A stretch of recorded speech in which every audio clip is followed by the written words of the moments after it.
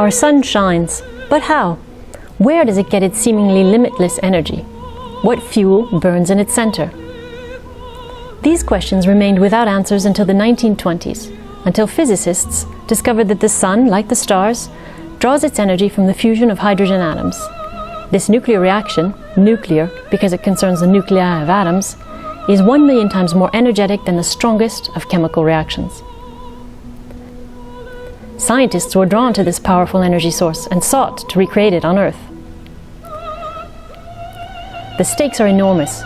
If scientists are successful in reproducing the energy of the stars, all of humanity would have access to a source of large-scale energy, one that is safe, available anywhere on the globe and in unlimited quantity, and without negative impact on the environment.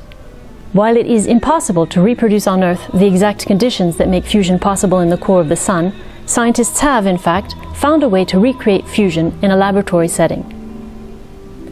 Beginning in the 1950s, the great and grand fusion adventure began.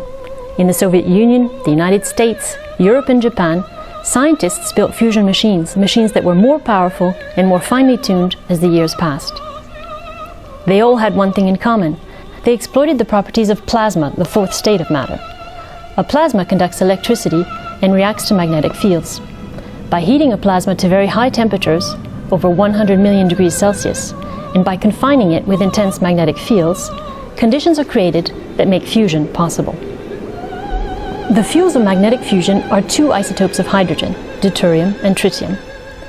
Deuterium can be extracted from water and is available universally. Tritium can be obtained from lithium, a metal that is as prevalent as lead on our planet.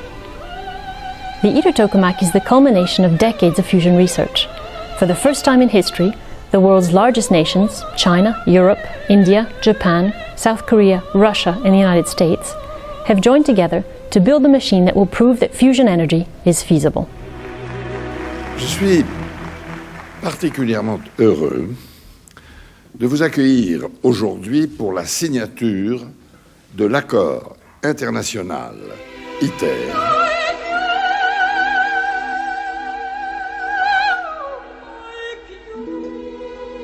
In 2005, the ITER members unanimously decided to build their project in southern France, near Aix-en-Provence. The dream of 3 generations of international fusion scientists is about to become a reality. A small sun will be created in Provence that may well write a new chapter in history.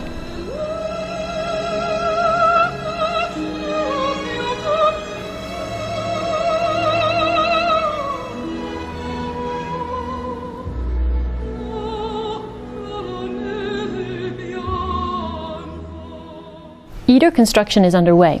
2 years were necessary to prepare the 42-hectare ITER platform. In August 2010, work began on the first buildings. Another 8 years will be required to complete the scientific installation and to assemble, test, and commission the ITER device. ITER is one of the largest engineering and construction projects in Europe today. The seismic foundations are in place for the ITER tokamak.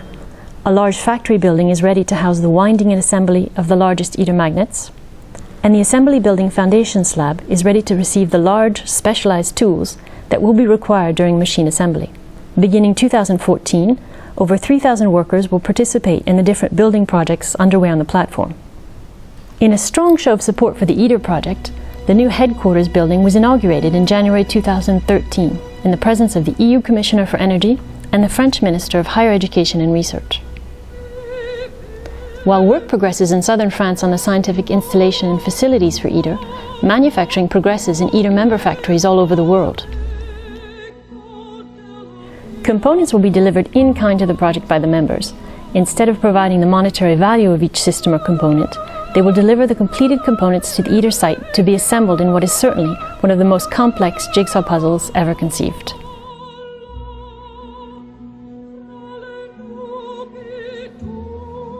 The largest components will arrive by sea and be unloaded near Marseille. From there, they will travel to ITER along the 100-kilometer ITER itinerary, which has been specially adapted by France to receive the exceptional size and weights of the load. The delivery of the first completed components is scheduled in 2014. From that moment on, approximately 6 years will be necessary to complete the assembly, testing and commissioning of the ITER device. The first years of ITER's operation phase will be dedicated to the production of non-nuclear plasmas, hydrogen, helium and deuterium plasmas. This phase will allow for the fine-tuning of the machine and the testing of the most promising physics regimes. The nuclear phase will begin in 2027 with the introduction of the real fusion fuels, an equal mixture of deuterium and tritium. 15 years of fusion experiments are planned to exploit the full potential of the ITER machine and to provide data for the next phase machines, the demonstration fusion reactor demo, and the future fusion production plants planned for the second half of this century. On the road to the commercial production of fusion energy, ITER is an essential step. 34 nations are working hand in hand to realize the project in southern France. ITER is their answer to the challenge of the century: how to produce large-scale energy for future generations in a cleaner and more sustainable way.